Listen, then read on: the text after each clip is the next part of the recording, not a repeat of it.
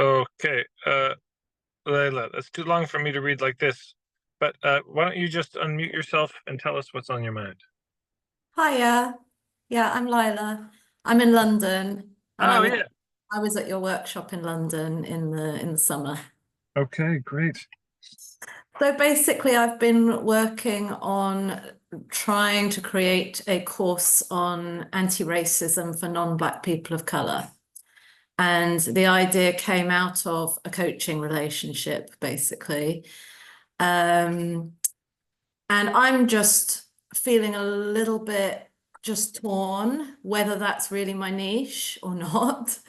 Um, because I see the power of, okay, you're speaking just to non-Black people of color Yeah. and that segment of the population. But in terms of, does it really fire me up? You know, it's what I'm more passionate about is teaching anti-racism with literature and culture. Okay. To me, that's a very clear answer. But I want to just lift this up for everyone. This is so important. When we're looking at our niche, there's two sides of the niche. One is this any good for the market, right? Would anybody want this? That's a really critical question to get an answer to, and questions like, are there enough of these people who can afford to pay you full price? Is it clear? I mean, when you say it, do I get it? Can you find these people? Is the problem they're experiencing, first of all, are they experiencing a problem? Second of all, is that problem urgent? Is it important to them?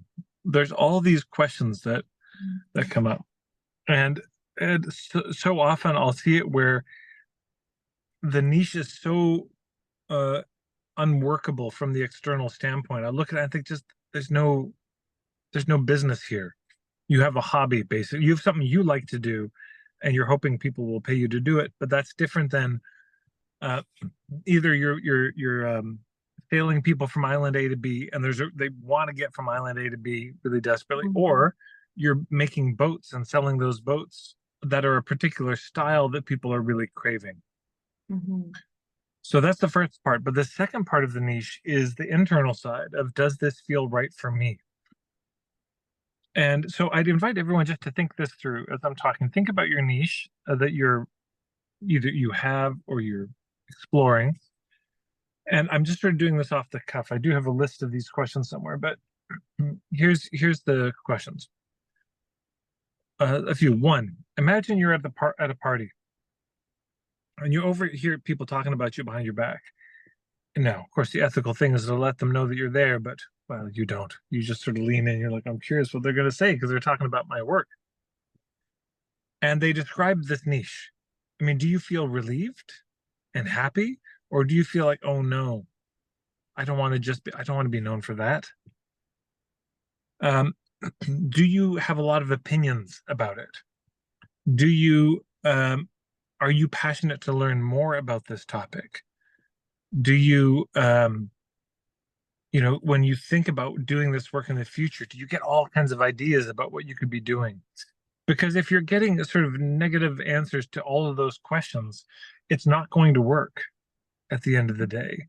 Because something can be very good for the marketplace, but very bad for you, or vice versa. So we're looking for that marriage of, another way to look at this is if you check out um, on YouTube, I've got a playlist called the Third Column, and this won't be available for free much longer. I'm going to start selling this as a product with a few bonuses.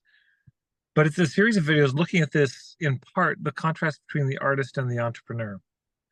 Yeah, because the artist knows what they want to make, but they don't think about, is this saleable? Whereas the artist knows what's saleable, but they don't necessarily know what they want to make in response to it. They don't have that same creative impulse.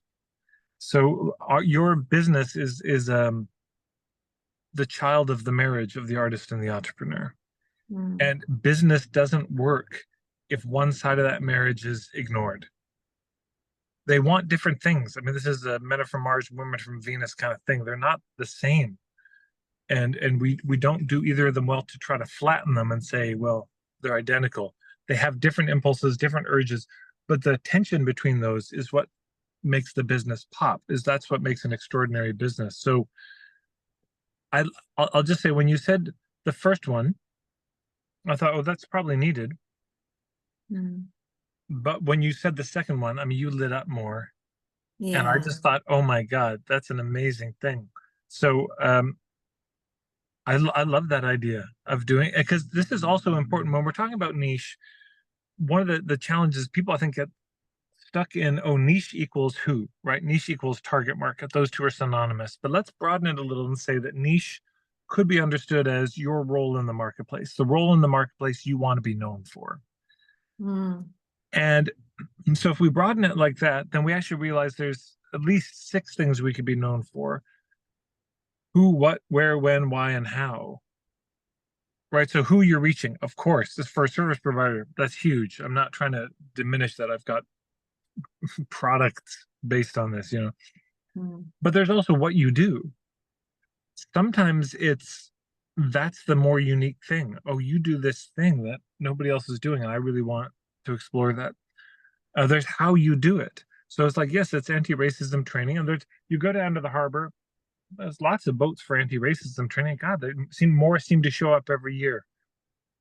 And so what makes you different? It's like, oh, well, this one uses literature and what was it? Literature and Literature and culture. yeah, this Yeah. one approaches it through literature and culture. That's unique. That's different. And it's kind of the what and the how level of it. And Yeah. now I'm curious, why do you approach it through literature and culture, or why do you want to do that? How do you see that working in a, Because I'm an academic in that field. Um, and academia is not really offering jobs anymore.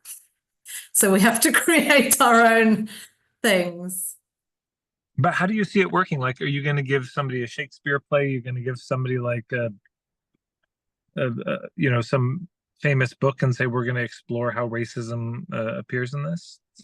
No, I see it because I'm a yoga teacher as well. So I see this as like the training having some academic content, like some short readings and some embodied element where people are feeling into their bodies and, doing that sort of inner work of anti-racism self-awareness. So, I think I have thought through quite well what the training would, the sort of way that people would be working in the training. But what I'm struggling with a bit is this going to be a niche for non-Black people of color, who do have a very specific situation in that they are, whiteness is a problem for them, but often anti-Blackness is a problem for them as well. It could be. It could be. I mean, first, I'm not worried about you. These are great ideas either way. You might want to start off with.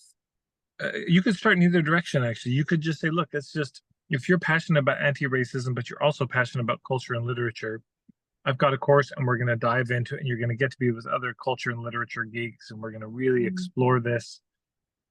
There's that. Or you could say, yeah, this is just a space for people of color who aren't Black to explore this, and where do we fit in all this, and here's the books and pieces we're going to be in, films we're going to be diving into to look at this. Yeah, I think it's wonderful. Yeah, keep going. Thank you. Yeah, I'm wondering whether I might be one of these people who ends up doing 2 things the hard way. Well, hey, you'd be in good company if you did. Thank you very much. Thank Welcome. you.